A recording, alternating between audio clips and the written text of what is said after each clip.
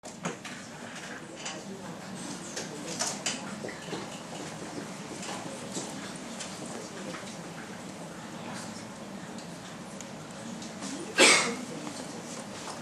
앞서 세력균형에 대해서 말씀드렸는데 한반도 문제는 이 중국과 미국이 협력 안 해주면 상당히 어렵습니다.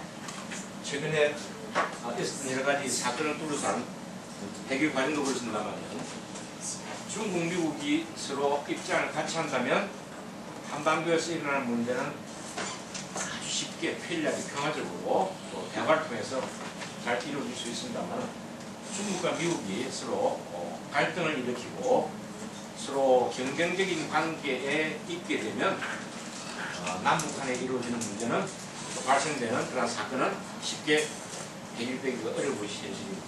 그러니까 우리는 이 세력균형이라고 하는 것이 그냥 꿈속에서 혹은 또 관념상의 혹은 이론적인 이야기가 아닙니다. 세력균형이라는 것은 힘을 통해서 균형을 이룬 것이기 때문에 이것은 현실입니다. 현실. 현실이 균형을 이룬다는 이야기는 서로 상대방에게 함부로 강할 수 없다는 이야기예요. 그래서 서로 이익을 두고서도 대화를 통해서 문제를 해결하려고 하고 그러한 입장들이 존중이 된다면 세력균형은 자리를 잡게 되겠죠. 세력균형이 자리를 잡게 된다는 이야기는 이것은 충돌보다도 평화입니다. 평화와 안정이 보장된다는 이야기인데 한반도는 절실하게 필요한 것이 평화와 안정입니다. 그죠? 말로서는 평화, 안정을 이야기하지만 실질적으로 한반도에 필요한 것은 바로 평화, 안정입니다. 그런 측면에서 세력균형을 중시해야 한다. 그런 제 개인적인 생각입니다. 그래서 그럼 한반도에서 세력균형을 이루기 위해서는 어떻게 될 것인가? 일본이 있고 러시아는 있지만은 이 양자는 조금 논외로 치고 제일 중요한 것은 이게 중국과 미국과의 관계입니다. 미국으로 중국은 그러면 한반도에는 어떤 이해관계를 가지고 있는 것인가? 이해관계. 미국 역시 제 생각은 일단 남북한이 분단된 상태로 지속되는 것이 필요하다고 생각합니다. 제가 볼 때는. 그래서 한반도의 분단을 안정적으로 관리하는 것이 중요하다. 분단 상태를 안정적으로 관리하는 이것이 바로 미국의 이해관계입니다. 대단히 중요한 국가 얘기를 볼 수 있습니다. 그래서 미국은 한반도에서 전쟁 반대, 그죠? 그리고 동맹 유지. 어느 나라의 동맹입니까? 한미 동맹입니다. 그리고 세 번째로는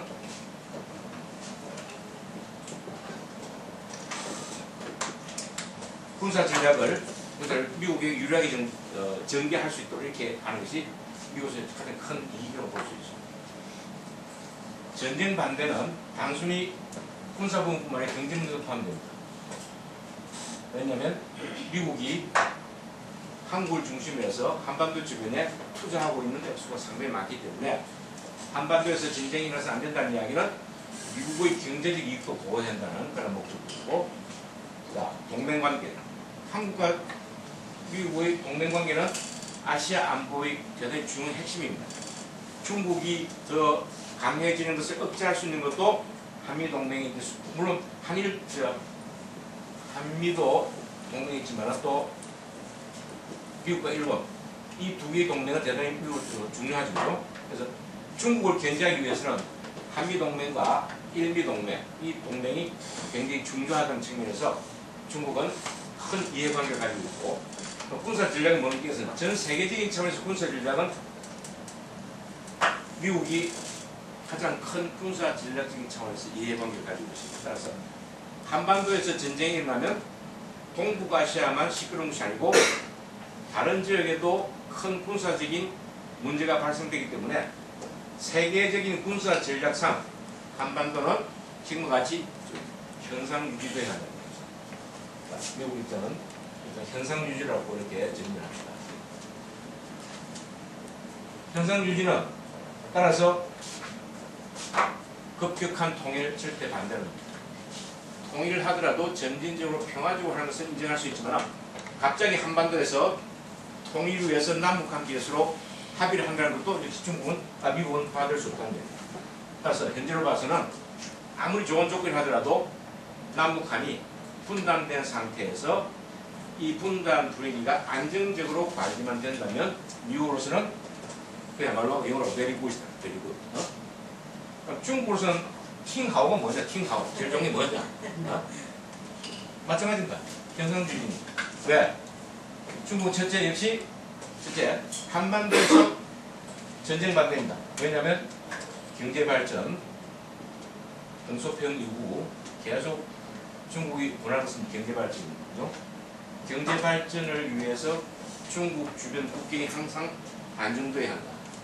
그래서 중국은 인도와의 관계도 개선하고 또 베트남과의 관계도 개선하고 여러 나라들과의 관계를 개선해왔고 그래서 북한에 대해서도 특별히 관심을 가질 수밖에 없는 것은 바로 경제발전을 지속적으로 하기 위한 조건입니다. 아까 말씀드린 것처럼 북한과의 관계를 돈독히 한다는 이야기는 북한이 전쟁을 해도 좋다는 그런 뜻은 아니고 전쟁을 일으키지 않는 범위 내에서 적당히 남북한 간에 긴장이 지속되는 것은 오히려 좋다는 이야기. 왜? 남한을 견제할 수 있으니까. 여기 동맹관계인데 북한과의 동맹관계 이건 좋습니다. 그런데 한국과의 동맹관계는 불필요하죠. 그죠? 대신 한국과는 무엇을 원하느냐? 전략적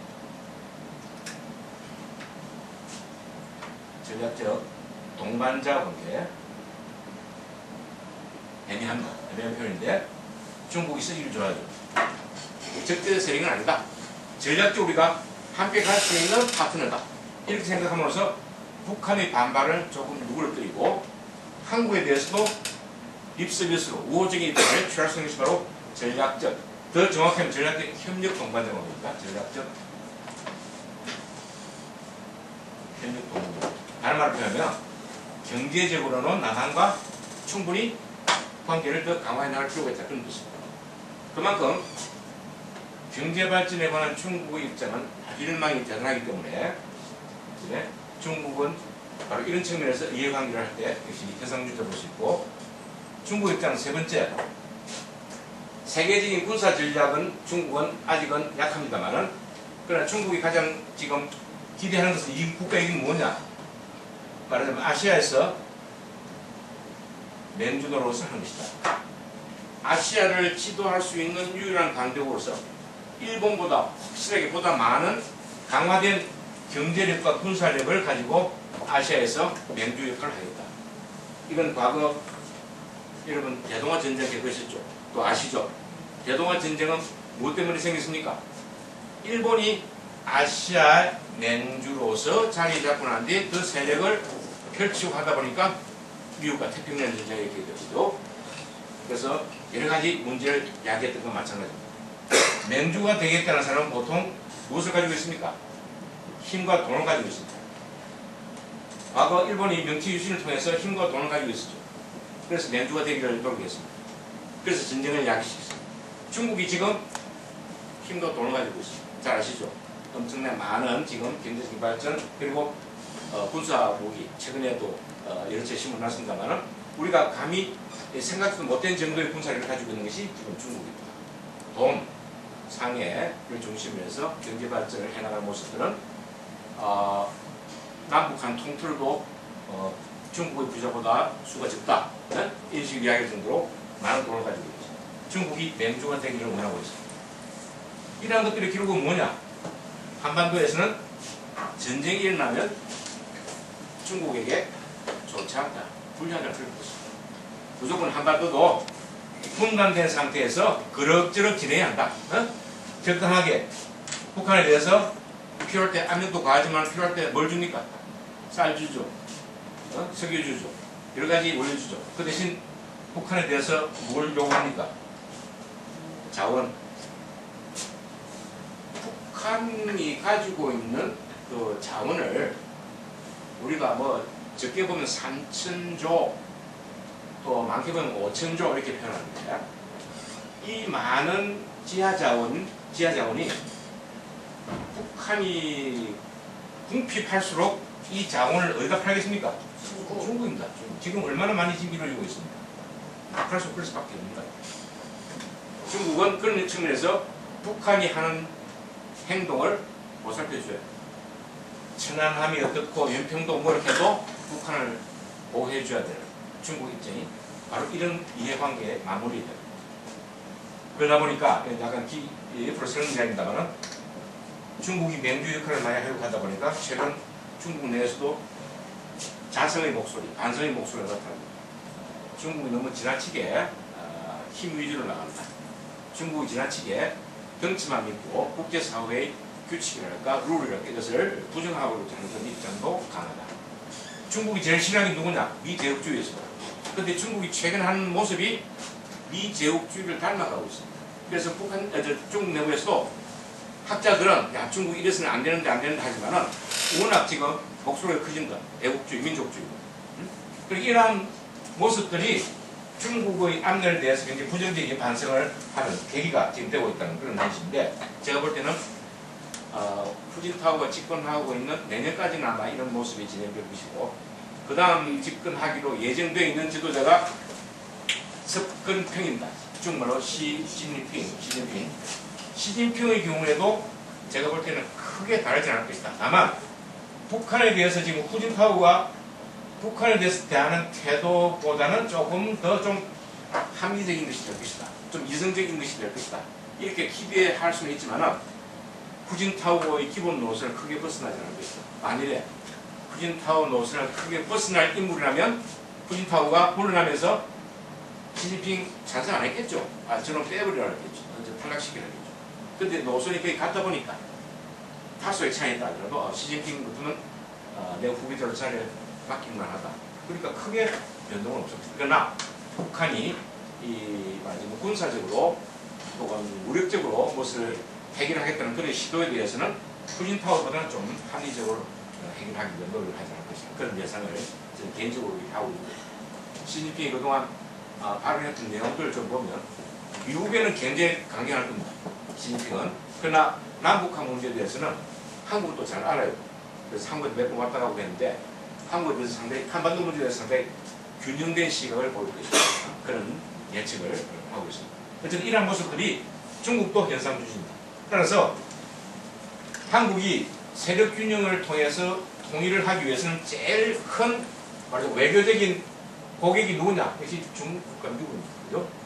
중국과 미국을 어떻게 설득하느냐? 어떻게 중국과 미국이 한국의 평화적 통일, 자주적 통일, 또 한반도에서 힘의 균형을 통한 통일 한국을 추진할 것인가에 대해서 가장 많이 자문을 구하고 가장 많이 협력을 구해야 할 나라가 중국과 미국. 유감스럽게도 제일 센 나라입니다. 그죠? 기후성에 제일 강한 나라입니다. 그만큼 우리 외교가 지금 큰 과업을 짊어지고 있다는 데 숙제를 가지고 있다. 만일 중국과 미국으로부터 우리가 바라는 방향으로 협력을 얻게 된다면 한반도 통일 문제는 우리가 원하는 쪽으로 한 발 더 다가서겠지만 잘 아시는 것처럼 뭡니까? 생산주의입니다. 북한이 가지고 있는 목도 인정해야 한다는 거예요.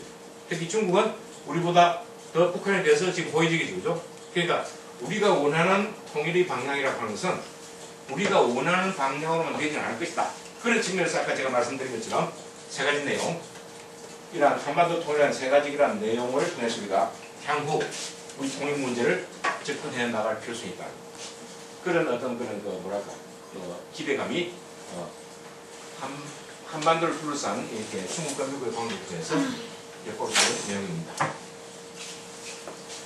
자, 마지막으로 제가 하나 더 하고 싶은 데는 그럼 과연 이 통일론에는 이론입니다만 통일론에는 어떤 내용들이 있는지 다섯 번째 마지막입니다만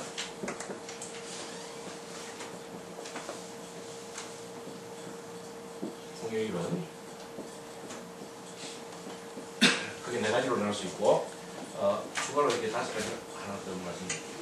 첫째 하나는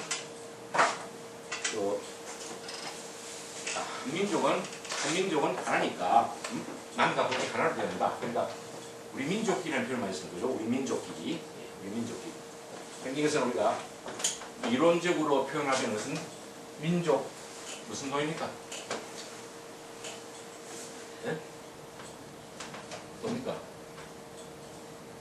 안 들어봤어요? 젊은 친구들? 민족 공조, 민족 공조로, 민족 공조. 남한의 민족과 북한의 민족이 서로 공조하자.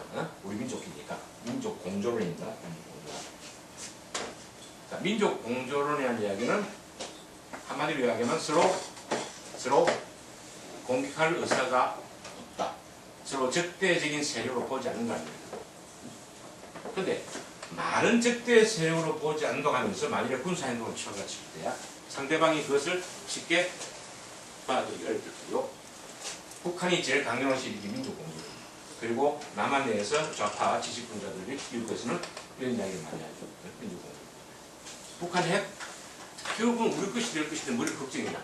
이런 이야기 하는 사람들도 민족공조론을 지도하는 사람들이 많이 있죠. 근데 북한 핵이 과연 우리 것이 될 것인가 누가 장담할 수 있습니까? 누가 보장할 수 있습니까? 그 핵 문제는 진짜 우리 신중하게 접근해야 되는데 남북한이 다 죽는 일이 핵무기 사용입니다. 저는 그렇게 생각하기 때문에 절대 한반도에서는 남쪽이든 북쪽이든 어느 쪽이든 핵무기는 있어서는 안 된다. 그리고 핵전쟁에 이끌려 들어서는 안 된다는 그런 생각을 계속 가지고 있는데 어쨌든 이제 민족 공조라는 것이 통일론 하나의 분명히 자리하고 있다는 이야기를 하고 싶고 두 번째로는 이 조금 이렇게 장기 공존론이 이 장기 공존이라는 게 뭐냐? 어차피 남북한이 통일되기는 어려우니까 서로 분단된 상태에서 오랫동안 공존을 해나가자. 남한은 남한대로 제 살 길을 찾고 북한은 북한대로 제 살 길을 찾고 그래서 이것은 주로 이 국제협력, 국제공조 이쪽을 많이 강조합니다. 뭐 통일을 해가지고 우리가 세금만 내가지고 북한 사람들을 먹어 살리는 거 이것도 피곤하다. 그러니까 남한은 남한대로 북한은 따로 살자. 이게 뭐냐면 한민족이지만 분단 상태에서 오래 그대로 장기적으로 산다. 장기 공동을. 이건 말하지만 다른 말로는 뭔지 통일 안 하겠다는 생각이죠. 이건 그렇게 발언이 많이 나왔습니다. 세 번째 될 수 있는 것은 역시 이것도 바람직하지 않지만 일어날 수 있는 가장 가능성 중에 하나가 흡수통일입니다. 흡수통일. 아까 동수도 이야기했죠. 갑자기 변화가 왔을 때 여유 있는 쪽이 여유 없는 쪽을 안아주고 포용하기 바랍니다. 갑자기. 근데 만일에 북한에서 아까 급변사태 말씀드렸습니다만 이런저런 이유로 인해서 그것이 북한 체제가 붕괴될 정도로 이루어진다면 또 다른 이야기가 되겠죠. 만약 북한이 붕괴된다, 급변사태로 해서 붕괴된다면 여기에 도움을 줄 친구는 누굽니까? 중국이 가장 먼저 뛰어들어올 겁니다. 예? 그 다음에 이제 한국이 될 수 있고 한국 플러스 미국이 되면 중국이 제일 이거 걱정하는 것도 그죠? 어쨌든 중국이 제일 먼저 뛰어들어온다는 거예요. 동북공정. 북한에서는 동북공정 같은 건 잘 모르죠. 동북공정. 동북 삼성. 그쪽 지역이 이제 옛날에 우리는 고구려 땅이라 이렇게 교육을 받아고 교육을 했는데 중국도 옛날 책에는 다 그렇게 인정을 했습니다만 한 10년 전부터 중국에 이제 힘이 세지고 한반도 문제에 대해서 이제 좀 이렇게 영향력을 행사할 수 있는 그런 단계가 오다 보니까 동북공정이라는 것을 만들어가지고 그 지역은 본래 고구려 땅인데 그 지역을 통치한 것은 지방정부다. 그런 표현을 하기 시작합니다.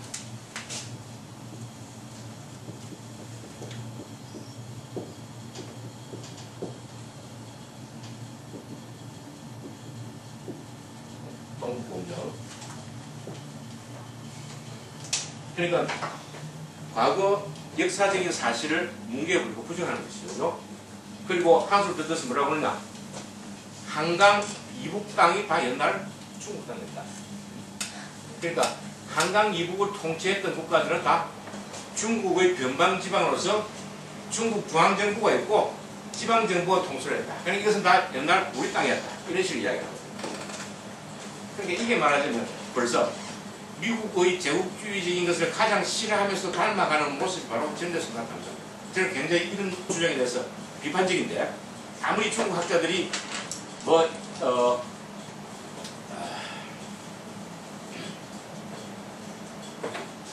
이 프로젝트를, 이 사업을 시작한 것은 물론 중앙정부는 아닙니다. 그러나 중앙정부에서 돈을 엄청 많이 대줬습니다. 중국에서는 중앙지방별로 따질 이유가 있습니까? 북한도 마찬가지 아니에요? 그렇지 않습니까? 그 민간단체가 있습니까? 없죠. 그 뭐 중국도 진들 마찬가지라는 그런 측에서 보면 중국 중앙정부가 돈을 지원했음에도 불구하고 이것은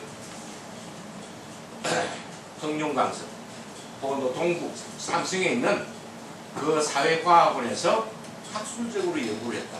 이런 식으로 발표를 그래서 한국 정부가 더 이상 이걸 확대시키는 좋지 않으니까 그만두자 이렇게 잠정적으로 미봉된 상태입니다만 어쨌든 이와 같은 관점에서 본다면 북한에 대한 그네들이 기존의 어떤 그런 기득권을 행사하겠다는 생각은 틀림없습니다. 그래서 흡수통일하면서 그럼 북한이 힘이 약해지는데 이것을 통해서 일어날 가능성이 적다는 이야기는 바로 중국이 뛰어들어서 여기다가 다른 정권을 세울 수 있다. 다른 정권이 누구나 사회주의 체제를 유지하겠다는 약속만 하면 김정일이 아니고 또 김정은이 아니고 누구도 다 좋다던데 공산 정권만 계속 유지해다 누가 이 국가의 대표가 되어도 나는 관계하지 않겠다 이런 입장을 가지고 있기 때문에 흡수 통일은 이루어질 수 있는 가능성이 있지만 실질적으로는 그만큼 많은 장애를 갖고 있는 그런 모습도 우리가 부정할 수 없죠.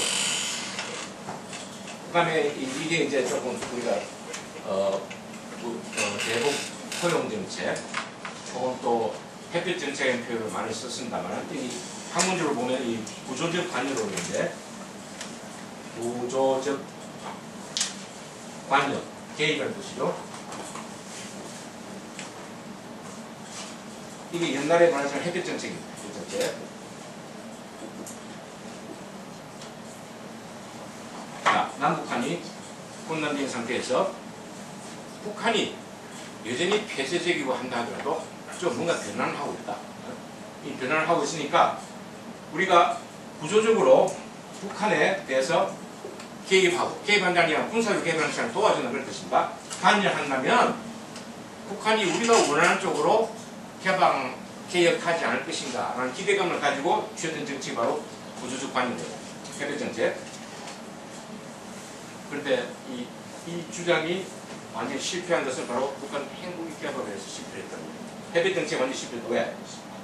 북한이 만약에 핵을 개발하지 않고서 한국과의 관계 개선을 통해서 더 많은 경제적 이익을 추구하고 앞서 얘기했던 것처럼 경제적인 관점에서죠. 경제적인 관점에서 공동체를 추구하는 인데 합의를 하고 그런 방향으로 많이 발전했다면 지금 훨씬 더 좋은 조건을 향유할 수 있게 됐을 것입니다. 유감스럽게도 핵을 가진 바람에 햇빛 정책도 시비를 걸어놓고 오히려 햇빛을 쪼이게 함으로써 옷을 벗도록 만들겠다라고 했는데 옷을 벗은 자는 누구냐? 햇빛을 쏘인 자가 아니라 햇빛을 쏘도록 노력했던 자가 힘에 붙여서 그런지 옷을 벗더라. 이속 우화에 나온 이야기인데 이거 반대가 됐다는 거죠. 오히려 북한이 그죠? 우리가 주게 되면 그 외투를 공산주의 외투를 벗을 줄 알았는데 이쪽에서 오히려 이렇게 지금 욕만 쓰다 보니 우리 옷을 벗었다는 거죠. 북한은 그대로는 햇빛 정책이 실패. 그래서 구조적 관념으로는 한편으로는 북한의 호전성을 어느 정도 완화시키는 노력 있으면 했습니다. 틀림없어요. 그러나 역시 궁극적으로 뭡니까? 우리가 제공했던 원조, 협력이 북한 핵을 만드는 데 쓰였던 사실 우리가 생각한다면 이것 역시 어느 정도 결점을 가지고 있는 논리가 주장이 된다고 볼 수 있죠. 제가 강조하고 싶은 것은 마지막 5번째인데 이것은 어떻게 보면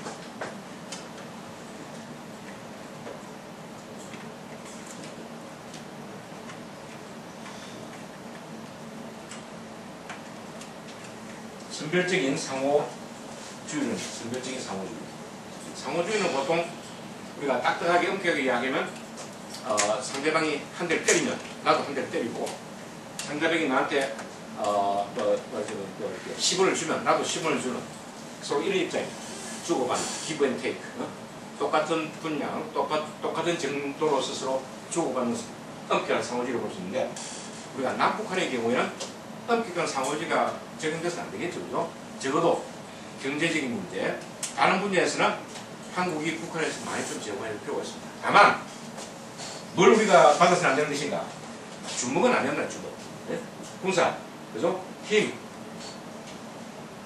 해. 이것은 절대 우리가 용납해서는 안 된다. 이것 아니고는 우리가 북한에 대해서 같은 민족 공존하는 입장에서 얼마든지 북한의 쪽에 이해할 수 있고 도와줄 수 있어요. 그런데 이런 식의 내용을 가지고 한국에게 접근하고 한국에 대해서 강요를 한다면 우리 이와 같은 북한과는 더 이상 대화할 필요 없다. 케이스 바이 케이스 선별적으로 북한을 도와주는, 그래서 선별적 상호주의라고 하는 것이 우리에는 필요한 것이고, 너무 딱딱하게 지금 이명박 정부가 하는 것처럼 너무 원칙이 중요합니다. 그러나 원칙을 지키기 위해서 또 다른 북한에 대한 접근, 이것이 테크닉인데, 이것이 없이 그냥 테이블에 앉아가지고 야 북한 먼저 사과해 안 해? 사과해 안 해? 이런 식으로 해가지고 대화가 안 된다는 거예요. 북한도 사과할 수 있는 분위기를 어느 정도 좀 이끌어줄 수 있는 대화의 테크닉이 필요하겠죠. 그죠? 기왕 남북 대화를 하려고 앉아 같으면 목적을 달성하기 위해서 그런 테크닉, 조그만 기술은 좀 발휘해야 되는데 이명박 정부는 너무 좀 딱딱하다. 그래서 저는 선별적 상호주의를 통해서 남북 간 관계가 개선될 수 있도록 노력하는 것이 우리에게 주어진 과업이 아닌가, 개인적으로 그런 생각을 하고 있습니다. 혹시 또 다른 아이디어가 있으면 좀 한번 말씀해 주시고, 남북 관계를 좀 개선할 수 있는 또 다른 아이디어가 있으면 저도 공부 좀 할 수 있도록. 젊은 친구들 질문 없나요? 저 친구는 굉장히 피곤한 모양이네. 교수님, 예. 질문이 있는데요. 예. 흡수통일이라는 표현이 요즘 많이 나오는데, 흡수통일? 예, 정확히 좀 알고 싶습니다. 힘 있는 상대, 여유 있는 상대가 상대방을 일방적으로 끌어안는 것. 그 얘기는 힘 없는 상대 입장이 별로 고려되지 않습니다. 힘 없는 상대도 통일에 대해서는 요구 조건이 있을 수 있고 내놓을 수 있는 것들이 있을 텐데, 이게 전부 다 묵살되고 있죠. 왜? 내가 힘이 있고 내가 여유가 있는데 내 식으로만 따로 이런 식이 되고, 흡수 통일이 그런 의미에서 좀 문제가 생길 수 있다. 경제적 예속으로 볼 수도 있는 건가요? 네? 경제적 예속으로도 볼 수 있는 건가요? 바로 흡수 통일은 군사적인 측면보다도 경제적인 측면이 더 강하죠. 왜냐하면 체제 통합이라는 것은 앞서 이야기했던 이게 갑자기 일어나는 겁니다. 갑자기 일어나는 것은 역시 경제적으로 일방적으로 우선 사람이 경제적으로 가난한 사람에 대해서 베풀 수 있는, 행사할 수 있는 권력이 일방적으로 해결되기 때문에, 군사적인 것은 어떻게 보면 오래 제한할 수도 있겠지만 그런 것은 특별히 문제 안 되고 경쟁의 문제가 더 크다는 거죠. 역사적 선례가 서독 통일인가요? 동수도. 따라서 흡수 통일의 경우에는 군사적으로 제한한다는 것은 의미가 없습니다.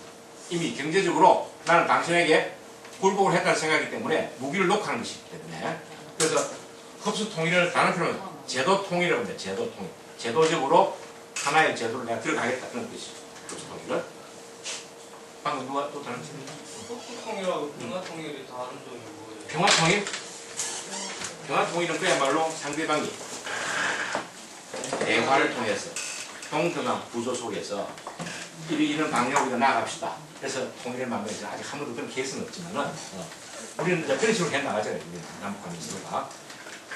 교수님, 질문 하나 더 네. 있는데요. 통일 이론에 국내에서는 무력에 의한 통일은 언급이 아예 안 되는 건가요? 아니, 좀 억지주죠. 억지. 우리 통일. 우리 국내에서 아마 극렬한 그런 보수 분자, 극우파의 경우에는 뭐 주장할 수 있을지 모르겠습니다. 학교에서는 무력 통일 같은 건 잘 안 씁니다. 연간에 이제 이승만 대통령이 있을 때는 남북 관계가 아주 경색돼 있을 때는 우리 무력 통일이라는 표현도 썼지만 잘 안 씁니다. 실은 남북한의 문화나 경제 차이가 나는데 흡수 통일이 가능해요? 북한이 만일에 앞서 얘기했죠. 이거 포기하고 들어온다면 가능하죠. 지금 우리 경제 규모와 남북한 그 수치상의 내용을 비교해보면 가능합니다. 그리고 또 하나 우리가 더 주의해야 할 점은 뭐냐면, 이것 없이 남북한이 흡수 통일된다면 앞서 얘기했지만 국내 시장도 시장이지만 남한의 자본과 북한의 기술, 자원 이런 것들이 서로 크게 말하자면 시너지 효과를 상승적으로 가져올 수 있기 때문에 우리는 더 큰 기회가 될 수 있겠죠. 글쎄, 우리 5천만 원이니까 7,500만원이니까 7,500만원 정도인데, 그래서 이제 이론적으로는 여러 가지 내용이 다 있는데 내보고 선호를 한다면 이쪽으로 선호하겠다 그래요.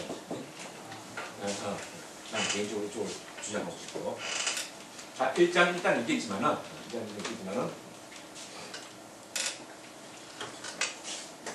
자, 다른 질문 없으세요? 뭐, 피곤해서 그렇습니까? 뭐 좋은 약속이 있어서 그렇습니까? 자, 여기서 끝내겠습니다. 감사합니다. 사무장 감사합니다.